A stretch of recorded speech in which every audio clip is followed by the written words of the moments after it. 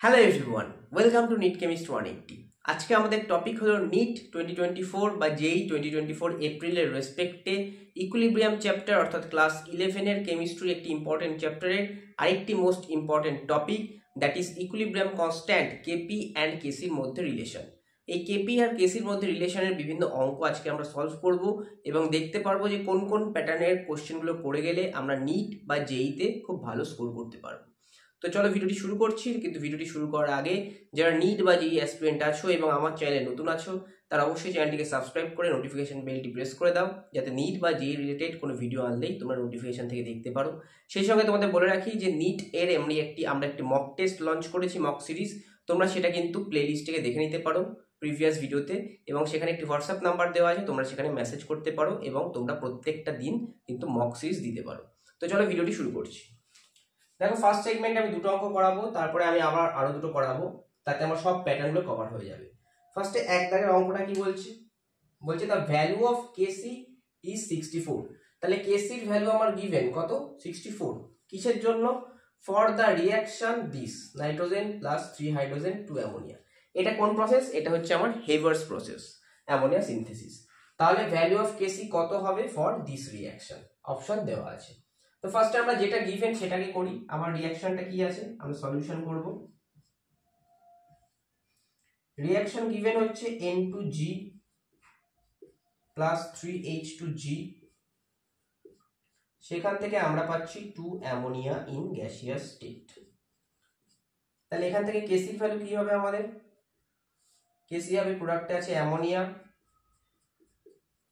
তার হবে স্কোয়ার, নিচে হবে নাইট্রোজেন, তার সঙ্গে হাইড্রোজেন, হাইড্রোজেনে কটা হবে? 3টে, cube, that is equal two 64 given.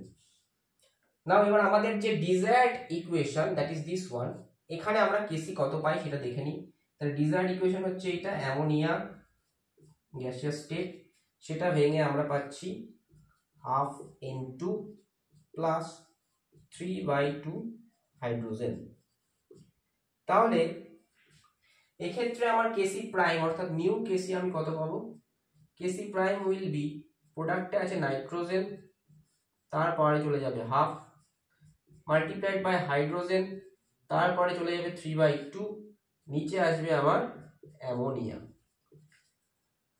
তাহলে দেখো এইটা ইকুয়াল টু কি লিখতে পারি আমরা? এইটা যদি নিচে নামিয়ে দিই তাহলে সেটাই কেসির রুট না? মানে আমি যদি এরকম লিখি 1 নিচে আমার অ্যামোনিয়া থাকলো,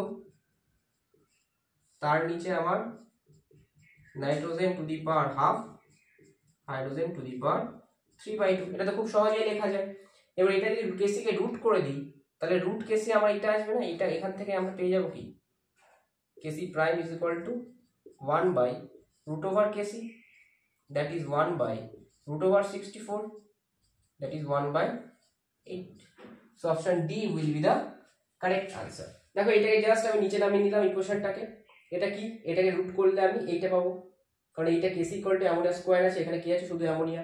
নিচে নাইট্রোজেনের পাওয়ার 1 আছে, এখানে হাফ আছে, এখানে 3 আছে, এখানে 3/2 আছে। তাহলে রুট করলে কিন্তু আমি কেসি রুট করলে এই ভ্যালুটা পেয়ে যাবো, 1/√, কেসি। তাহলে এইভাবে কিন্তু আমরা এই প্যাটার্নের অঙ্ক কিন্তু খুব সহজেই সলভ করে ফেলতে পারবো। তাহলে 1/√, কেসি করলে আমরা কত পেলাম? 1/√64, দ্যাট ইজ 1/8।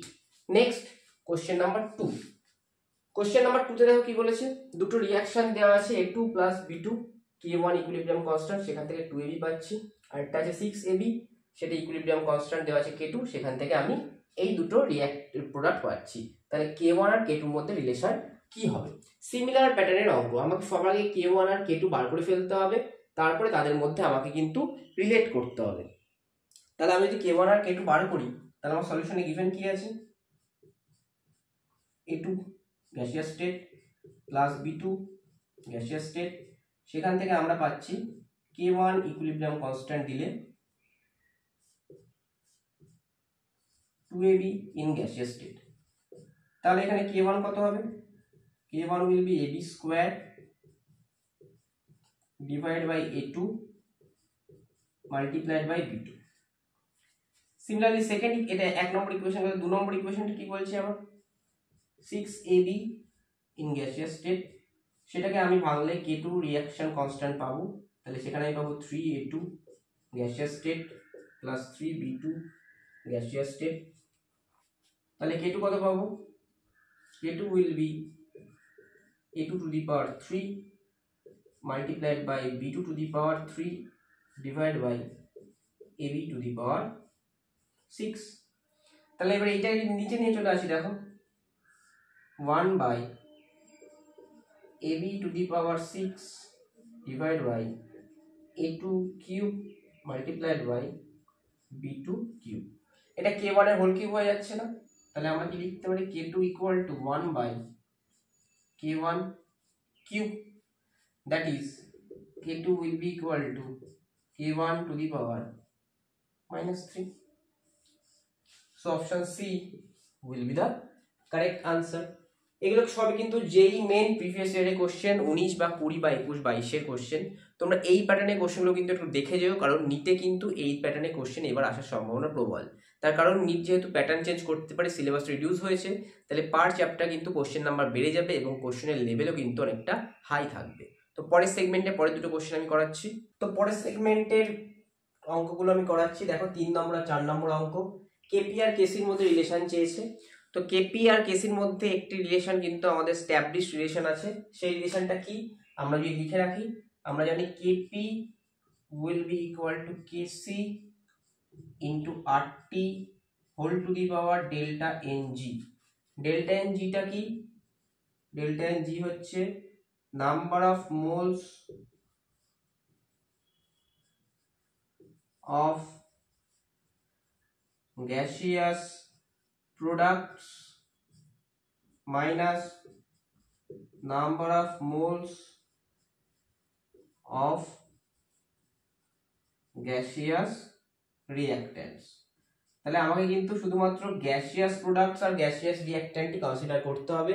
তার জন্য ব্র্যাকেটে দেখো স্টেটগুলো লেখা আছে। যেগুলো গ্যাসিয়াস নয়, অর্থাৎ either solid or liquid or aqueous, তাদের মোল নাম্বার কিন্তু আমরা কনসিডার করব না। আমাদের কনসিডারে কিন্তু অনলি গ্যাসিয়াস রিঅ্যাক্ট্যান্টস অর্থাৎ গ্যাসিয়াস সাবস্টেন্সগুলোই আসবে। তাহলে KP will be equal to, this is the relation, KC into R into T, R T whole to the power delta N G. তাহলে কেপি ইকুয়াল টু কেসি হতে গেলে কি হতে হবে আমাকে? ফার্স্ট কোশ্চেন হচ্ছে 3 নম্বর, in which of the following equilibria KP not equal to KC. যদি কেপি ইকুয়াল টু কেসি হতে হয়, আমি যদি ইকুয়াল টু রিলেশনটাকে জেনে নিই, তাহলে কেপি ইকুয়াল টু কেসি হতে গেলে এই পার্টটাকে 1 হতে হবে। কোনো কিছুর পাওয়ারে 0 থাকলে সেটা 1 হয়, তাহলে আমাকে delta N G must be equal to 0 হতে হবে। তবেই কিন্তু আমি পাবো কেসি ইকুয়াল টু কেপি বা কেপি ইকুয়াল টু কেসি। তাহলে আমাকে বলেছে নট ইকুয়াল টু, তার মানে যেখানে আমার নট ইকুয়াল টু 0 হবে, তাহলে ডেল্টা এন জি যদি নট ইকুয়াল টু 0 হয়, তাহলে KP will be not equal to KC. খুব সোজা হিসাব। ইকুয়াল টু 0 হলে ইকুয়াল হবে, যদি নট ইকুয়াল টু 0 হয় তাহলে নট ইকুয়াল হবে। তাহলে আমাকে এই রিঅ্যাকশনগুলোর মধ্যে বার করতে হবে সেই ইকুইলিব্রিয়া যেখানে delta N G is not equal to 0, অর্থাৎ 0 নয়। তাহলে সেক্ষেত্রে KP not equal to KC. দেখো ফার্স্টে এখানে প্রোডাক্টে কত আছে? মোল নাম্বার 1, এখানে 1। তাহলে ডেল্টা এনজি এখানে যদি বার করতে হয় কত পাবো? 1 প্লাস 1 প্রোডাক্ট মাইনাস রিঅ্যাক্ট্যান্টে দেখো 1 প্লাস 1, তাহলে 2 মাইনাস 2 কত? 0। এখানে ডেল্টা এনজি দেখো প্রোডাক্টে কত আছে আমার? 1 প্লাস 1 মাইনাস রিঅ্যাক্ট্যান্টে কত আছে? 2, দ্যাট উইল বি 0। এখানে ডেল্টা এনজি দেখো প্রোডাক্টে কত আছে? 2 মাইনাস রিঅ্যাক্ট্যান্টে দেখো, এটা কি নেবো? এটা নেবো না, কারণ এটা সলিড, তাহলে এখানে মোল নাম্বার কিন্তু কনসিডার হবে না। তাহলে আমাকে অক্সিজেনের মোল নাম্বারটা কিন্তু কনসিডার করতে হবে, that is 1। So delta N G equal to 1, so delta NG not equal to 0, hence KP not equal to KC. এটা ক্ষেত্রে মিলিয়ে নিই। দেখো ডেল্টা এনজি কি হবে? Delta N G will be 1 plus 1, 1 plus 1 minus 2, that will be 0। তাহলে এখানে KP equal to KC, এখানেও কেপি ইকুয়াল টু কেসি, এখানেও KP equal to KC. Option C তে একমাত্র KP not equal to KC, তার কারণ এখানে delta NG not equal to 0। So option C will be the correct answer. Now একই ধরনের 4 নম্বর question. দেখো কি বলেছে? SO2 প্লাস হাফ O2, সেখান থেকে SO3 পাচ্ছি। সেক্ষেত্রে KP equal to KC into RT whole to the power X, X এর ভ্যালু বার করতে বলেছে। তাহলে আমি এখানে ডেল্টা এনজি যদি বার করতে চাই, ডেল্টা এনজি কত হবে আমার? দেখে দিয়ে কত আছে? 1 মাইনাস অফ এখানে কত আছে? 1 প্লাস কত আছে এখানে? Half, that will B minus half. তা ডেল্টা এনজি মাইনাস হাফ হলে কি হবে, এক্স এর জায়গায় কত হবে আমার মাইনাস হাফই হবে। তো এই ছিল আমাদের কেপিকেসি রিলেটেড ভিডিও। এই ধরনের কোশ্চেন তোমরা দেখে যেও। আমাদের কিন্তু নেক্সট যে নিট হতে চলেছে সেখানে কিন্তু এই প্যাটার্নের বা এই স্ট্যান্ডার্ডের কোশ্চেন থাকার প্রবাবিলিটি প্রচুর হাই।